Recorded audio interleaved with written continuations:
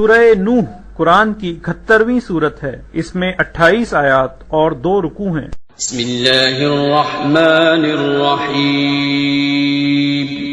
شروع اللہ کا نام لے کر جو بڑا مہربان نہایت رحم والا ہے۔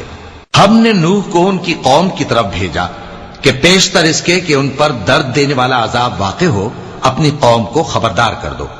انہوں نے کہا کہ بھائیو، میں تم کو کھلے طور پر خبردار کرتا ہوں کہ اللہ کی عبادت کرو اور اس سے ڈرو اور میرا کہا مانو، وہ تمہارے گناہ بخش دے گا اور موت کے وقت مقرر تک تم کو مہلت عطا کرے گا۔ جب اللہ کا مقرر کیا ہوا وقت آ جاتا ہے تو تاخیر نہیں کی جاتی، کاش تم جانتے ہوتے۔ جب لوگوں نے نہ مانا تو نوح نے اللہ سے عرض کی کہ پروردگار، میں اپنی قوم کو رات دن بلاتا رہا، لیکن میرے بلانے سے وہ اور زیادہ گریز کرتے رہے۔ جب میں نے ان کو بلایا کہ توبہ کریں اور تو ان کو معاف فرمائے تو انہوں نے اپنے کانوں میں انگلیاں دے لی اور اپنے اوپر کپڑے اوڑھ لیے اور اڑ گئے اور خوب تکبر کرنے لگے۔ پھر میں ان کو بلند آواز سے بھی بلاتا رہا، پھر علانیہ بھی اور رازداری سے بھی سمجھاتا رہا۔ پھر میں نے کہا کہ اپنے پروردگار سے معافی مانگو کہ وہ بڑا معاف کرنے والا ہے۔ وہ تم پر آسمان سے موسلا دھار میں برسائے گا اور تمہارے مال اور بیٹوں میں اضافہ کرے گا اور تمہیں باغ عطا کرے گا اور ان میں تمہارے لیے نہریں بہا دے گا۔ تم کو کیا ہوا ہے کہ تم اللہ کی عظمت کا اعتقاد نہیں رکھتے، حالانکہ اس نے تم کو طرح طرح کی حالتوں میں پیدا کیا ہے؟ کیا تم نے نہیں دیکھا کہ اللہ نے 7 آسمان کیسے اوپر تلے بنائے ہیں اور چاند کو ان میں روشن بنایا ہے اور سورج کو چراغ بنا دیا ہے؟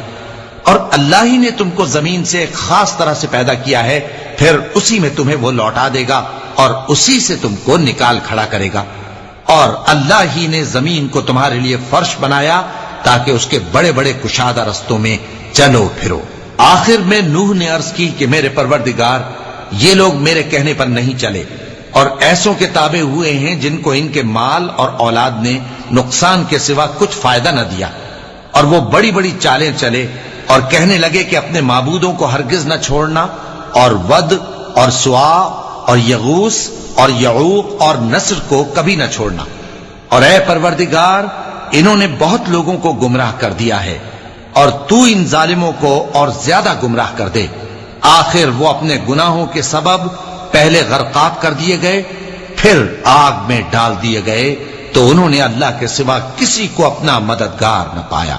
اور پھر نوح نے یہ دعا کی کہ میرے پروردگار، ان کافروں میں سے کسی کو زمین پر بستہ نہ رہنے دے، اگر تو ان کو رہنے دے گا تو یہ تیرے بندوں کو گمراہ کریں گے، اور ان سے جو اولاد ہوگی وہ بھی بدکار اور ناشکری ہوگی۔